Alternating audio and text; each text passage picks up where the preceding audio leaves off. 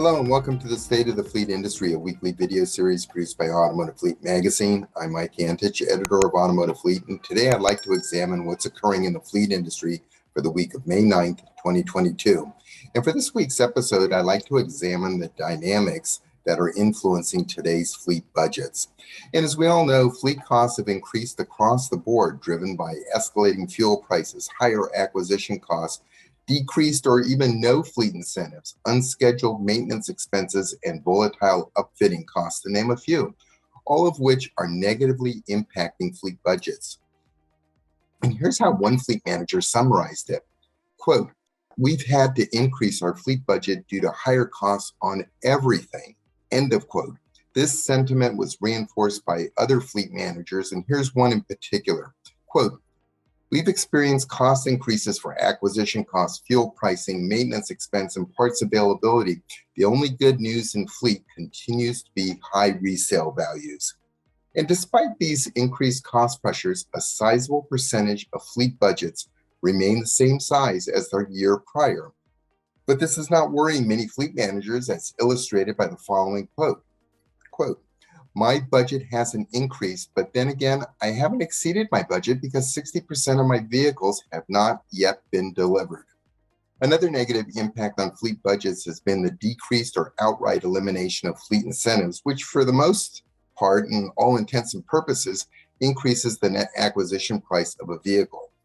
So here's what another fleet manager said, quote, "The OEMs are holding all the cards. I don't even have a trump card.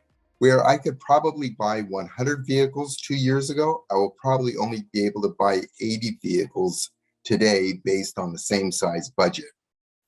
And here's another different perspective from another fleet manager, quote, "Incentives do enhance and entice business partnering in the fleet space. Unfortunately, the OEMs drive the incentives, and if one OEM takes away incentives, then the others follow, knowing that they are all aligned." End of quote. On the other hand, OEMs argue that fleet incentives are designed to stimulate buyer demand.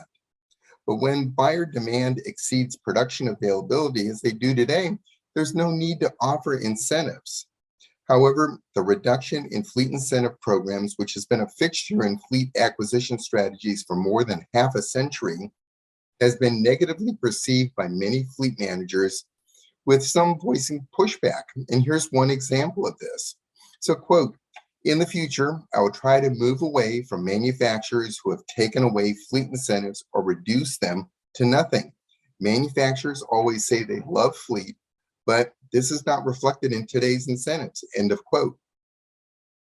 And while the decrease in fleet incentives is increasing fleet acquisition costs, they are also being offset by today's higher resale values. And here's a quote from one fleet manager that substantiates this.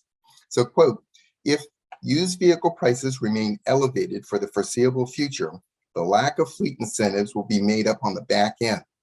Of course, higher resale prices won't last forever." End of quote. And another fleet manager offers a similar outlook to the resale market. Quote, "We're estimating a significant return will be made on our disposed vehicles, and this will offset price increases and the decrease in incentives." End quote.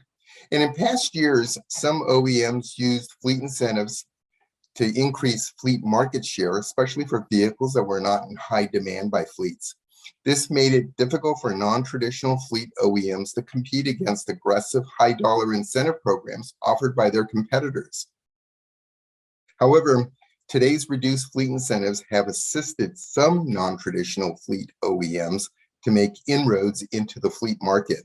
And here's how one fleet supplier framed the situation. So, quote, "With incentives not as favorable as in the recent past, it basically levels the playing field. Today, what drives the market is the best price for the best vehicle in the right time frame." End of quote. So with this as my final observation, I'd like to conclude my State of the Fleet Industry presentation for the week of May 9th, 2022. Thank you for watching.